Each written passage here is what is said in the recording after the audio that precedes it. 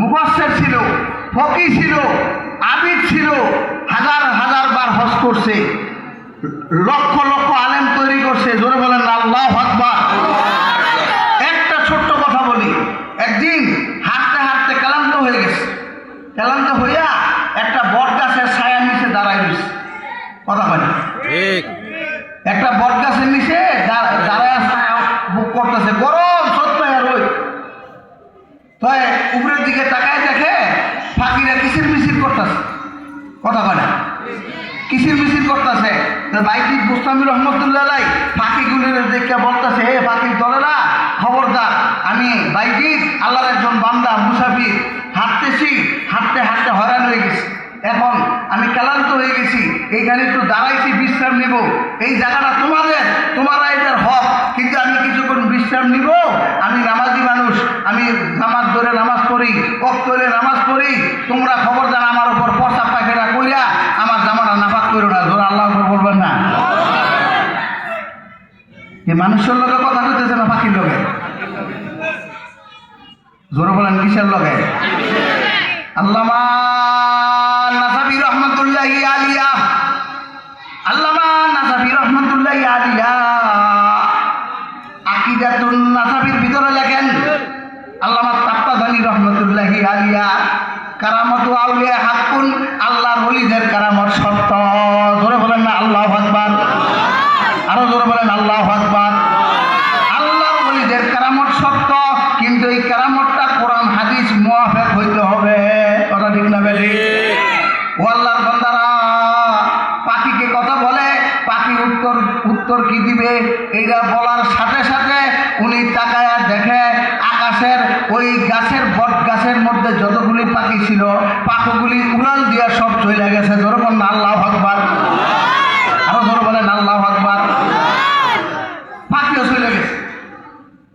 কেন? হাদিসের মধ্যে আছে কিছু মানুষ ইবাদত বندگی করতে করতে তাদের এমন অবস্থা হয়, তখন তারা জিহ্বাটা যা বলে আল্লাহ সেটা কবুল করে নেয়। জোরে বলেন আল্লাহু আকবার। জিহ্বাটা এরকম দাঁড় বানায়। কল্লাসানে আউলিয়া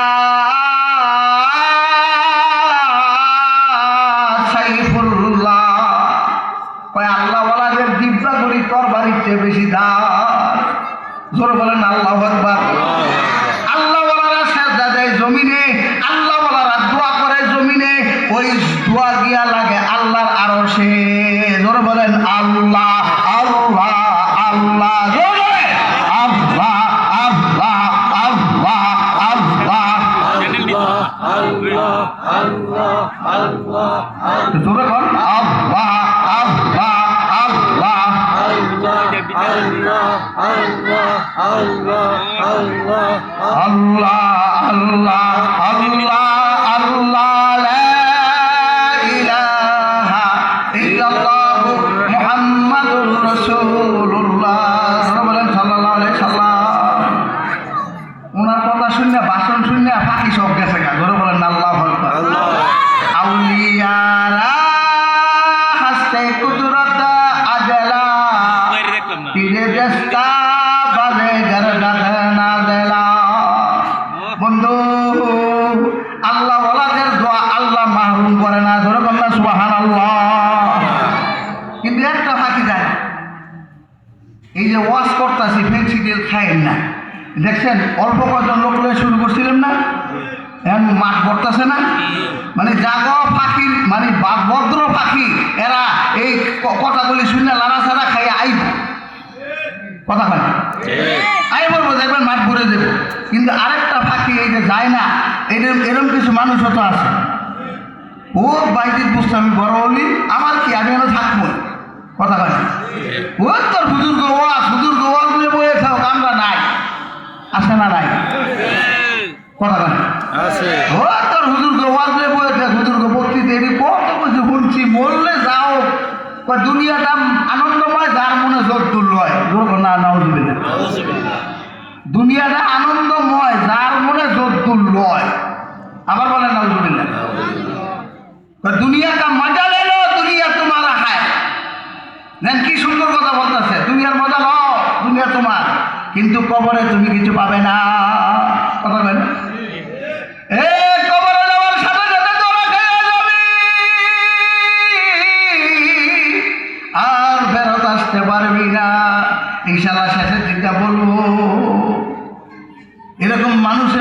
বেহা কিছু মানুষ আছে, এরা সোজা কথা মানে না। কথা ঠিক না ঠিক? আর নাইলে এরকম মাঠটা আরো আগে বইরে যাওয়ার কথা। কথা ঠিক না ঠিক? এখন এই ফাঁকি ফাঁকানা করে দিচ্ছে, ফাঁকানা করে দিচ্ছে মনে না জামাত লাগছে। তুই একটু জিমাইছে, একটু বিজা ভাই উঠতে দেখে ফাঁকানা, ফাঁকানা দেখে মনের মধ্যে একটা রাগায় বসছে। কে বসছে? কথা বলে একটা রাগ বসাই বসছে।